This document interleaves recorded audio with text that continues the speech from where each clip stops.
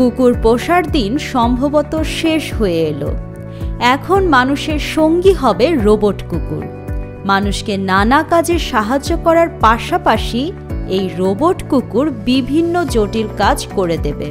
চীনের বিজ্ঞানীরা এই রকমই একটি রোবট কুকুর তৈরি করেছে।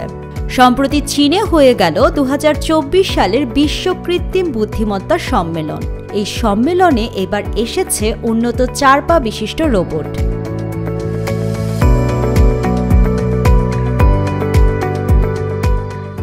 রোবটটি মানুষের মতো 2 পায়ে হাঁটতে পারে, বাধা অতিক্রম করতে পারে এবং সিঁড়ি দিয়ে ওঠানামার মতো কাজও করতে পারে।